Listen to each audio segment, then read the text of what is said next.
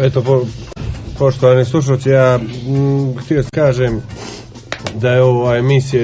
Ja se moram rastoriti, jer ja ne mogu djecu svojim teretom. Pa skini to, samo još minut. Ja se moram rastoriti. Čekaj. Skini to tu i nemoj mi petljat dosađivat priču. Ova emisija dobila je nagradu...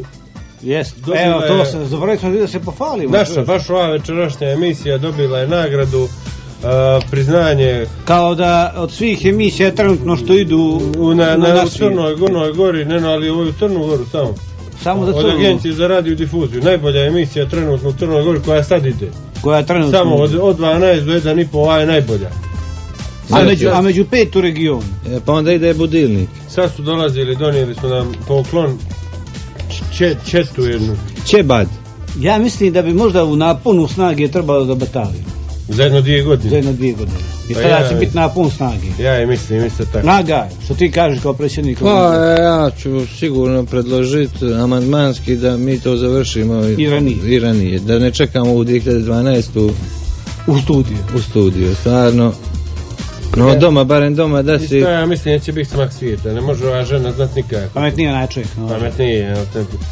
Poštovani slušalci, znači ono što smo htjeli za sami kraj da vam kažemo su neki savjeti. Znači sad je nova godina prošli su ovi praznici, znači sad pametno, pošto će kriza biti, štedite što više, što manje treba jesti, jer i zdravo je za organizam, a drugo i navičite se bez hrane i lakše ćete proći kroz krizu, manje će vam sredstava treba. Crijeva kad se crijeva rašire, to poslije... To je zajebano, to je ni za što poslije, jer onda se moraju puniti nekako.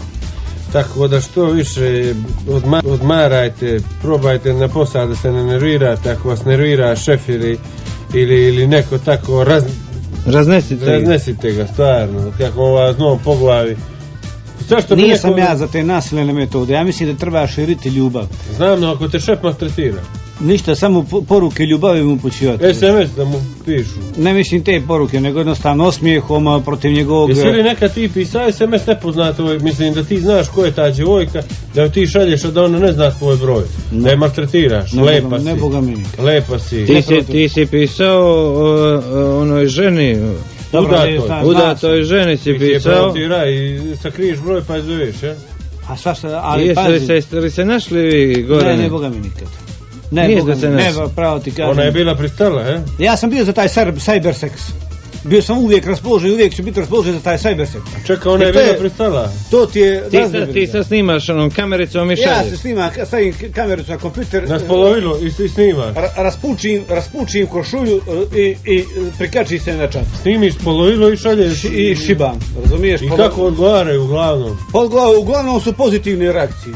Ima i onih negativnih, ima onih koji žele da se našale. Ti si imao operaciju bruha, to ti ide skroz do... To se ne vidi, stavio ti celofan, šta li?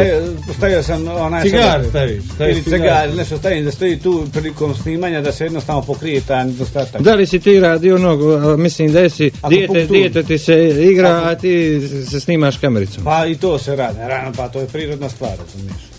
Pustiš djetu u igronicu, ti pođeš u WC i slikaš se kamerom i šalješ MMS. Ne, taj cybersex, iz kućne fotelje možeš da obaviš stvar. Niti se znojiš, ne možeš se zaraziti. Ne treba ti para da ideš na piće, za kondome ti ne treba. Te 10 sati na internet vas da možeš odozviti. Ne, to je dobro.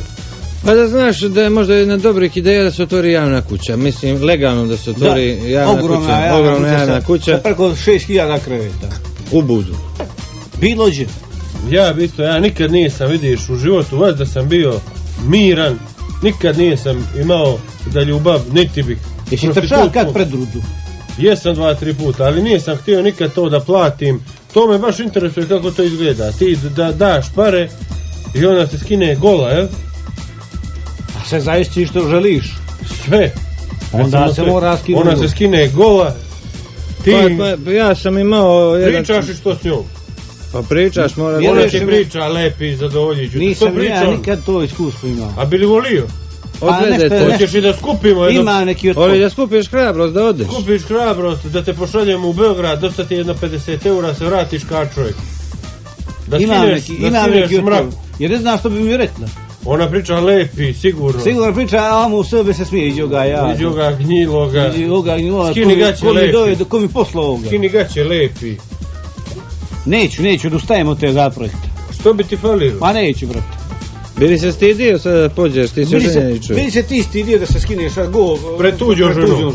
Koja te ne poznaje. To u tom smislu tuđom. Sigurno da bi se stidio. I mene bi stid bilo, da te gleda gologa, da te skineš majicu, ostaveš u trik majicu. Znojavu, crvenu ispod ono. I iz pupka ti vadi ono vatnu. Skini se, a onda bi ti ona kazala, vjerovatno moraš obrijat muda. Sigurno bi ti to... Jer ti ne možeš sa neobrijanim mudima... Dečko, zašto nisi obreo muda? Onda, od puta sigurno ti smrde noge. I muda ti smrde od puta. To se usliši. To je baš drno, moraš ući da se opereš negdje. Zapletu ti se zlaki. Jes. A onda vjerovatno ti se ostrah kada oproste slušalci prikaka. Ostrah kad ti dođe odmah ono kad se prepaneš. Ja još ako si popio kafu prije toga pa ideš na tu seansu. A onda i kad se skine staviš ruke pred spolovilo da se ne vidi u prvom momentu. A ona kaže skini ruke skini ruke sa sebe, magače. A tebe još se više smanji od straha, od prostitucije. Što tebe dođe da se pokakaš, ti moraš poći u WC, ono ubazdiš cijelu. Smrdi WC, onda izađeš. I onda ti ona kaže, sad treba da dolazi nova mušterija, kako će ti onda... Smrdio si mi WC. A ti rečeš, gospođo, mene se kakao. Kakao mi se, ja sam morao i daći. Pa nije sam imao vodu da operem guzu. Šta ćemo sada, da li vodu ima ljubav? Deodorant moraš kupiti. Stavi deodorant. Onda te pita što želiš od seksa. Kako ću ja reći što želim? Ti kažeš sve. Što imaš, ne nego što imaš. Ti moraš pitati što imaš. Što imaš da ponudiš, što imaš na lager. Ne, treba reći. Što želiš od seksa? Prodavanje ljubavi, nekako mi je to... A mene je grdno, ti uđeš u tu prostoriju i skineš se. A moraš se skinuti. I ona se skine i ti onda... Kako? Ti ležiš. I ti ležiš i ona leži i ti onda pitaš. Šta sada? Da ti moraš nešto pitati. Što se radi, brate? Što se radi? Kako u Beogradu? Ima li rabote? Dobro. Može li se ovoga živjeti? Pa onako, ovoga mi može. A koliko radniš ovako dnevno? Koliko ima radnika? Kako si lijepa, zašto radiš ovaj posao? Ima žena koje ne čeruju da to rade. Ne, više lijepo da uzmeš curu za ruku pa prošetaš. Pa tu glavu slomiš kako umrak. Ako te nervira da izljuskaš. Tu glavu flašnom kako... Radi li naša milicija dobro svoj posao? Ja idem doma. Sjedi da te pitam za miliciju. Nemo činiti pomenuo miliciju. Ovo uveče, hoću ovo da te pitam. Petkom sam primijetio.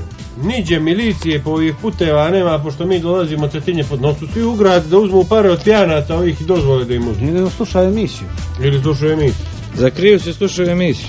Mada je bolje ovima pijancima da uzimaju dozvolu. Uzimali dozvolu ovima pijancima? Dogovorili smo da se mi za partiju. Očevali ove izbore, jer ko zna o čemu li čeka. Jedini način da ne počnemo partiju, da nam DPS da 200.000. Da ih zaprijetim. Njema je u interesu da se mi ne pojavimo na sceni. Na ove izbore. Jer mi smo... Možda je glupo. Nova snaga. Ulili bi povjerenje i nadu ljudima. Ulili bi nadu ljudima u promjenu. Možda je glupo što si rekao cijenu, ali neka se zna. Mi ćemo sve pošteni. Nama po 50.000 četvorici moglo bi se od toga žije godina dana. Bili godinu dana, mogla rati.